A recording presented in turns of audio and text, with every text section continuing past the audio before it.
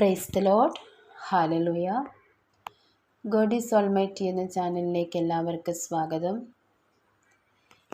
ഇന്ന് ഞാൻ ഈ വീഡിയോയിൽ നിങ്ങളുമായി പങ്കുവയ്ക്കാൻ പോകുന്ന ദൈവവചനം സങ്കീർത്തനങ്ങൾ 118:17. ഞാൻ മരിക്കുകയില്ല, ജീവിക്കും, ഞാൻ കർത്താവിൻ്റെ പ്രവൃത്തികൾ പ്രഘോഷിക്കും. മാരകമായ രോഗത്താൽ ആശുപത്രികളിലും വീടുകളിലുമായിട്ട് കഴിയുന്ന ഈ വചനം കേൾക്കുന്ന എല്ലാവരെയും സമർപ്പിച്ച് പ്രാർത്ഥിക്കുന്നു. പ്രത്യേകമായി ക്യാൻസർ ബാധിച്ച് വൈദ്യശാസ്ത്രം പോലും കൈയൊഴിഞ്ഞ് വളരെ ചെറുപ്രായത്തിൽ തന്നെയും ആയുസ്സിൻ്റെ ദിനങ്ങൾ എണ്ണി കഴിയുന്ന ആയിരങ്ങളുണ്ട്. നമുക്കറിയാൻ വയ്യാത്തവരും അറിയാവുന്നവരുമായി പലരുമുണ്ട്. അപ്പോൾ അവരെയൊക്കെ സമർപ്പിച്ചിട്ട് നമുക്ക് ഈ സങ്കീർത്തനം 118:17 വചനം ചൊല്ലി അവർക്ക് വേണ്ടി പ്രാർത്ഥിക്കാം.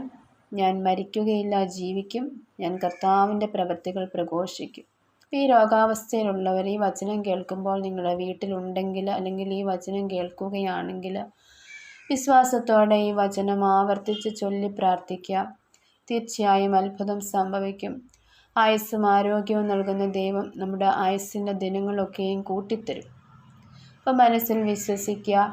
അതുപോലെ തന്നെ രോഗക്കിടക്കയിലായിരിക്കുന്നവരുടെ ബെഡിൽ ഒക്കെയും ഈ വചനം, തലയിണയുടെ അടിയിലൊക്കെയും ഈ വചനം എഴുതി വെച്ച് വിശ്വാസത്തോടെ അവർക്ക് വേണ്ടിയിട്ട് പ്രാർത്ഥിച്ച്, മറ്റുള്ളവർ അവർക്ക് വേണ്ടിയിട്ട് ഈ വചനം ചൊല്ലി പ്രാർത്ഥിച്ച് കഴിയുമ്പോൾ സൗഖ്യം, അത്ഭുതകരമായ സൗഖ്യം യേശുവിൻ്റെ നാമത്തിൽ സംഭവിക്കുക തന്നെ ചെയ്യും.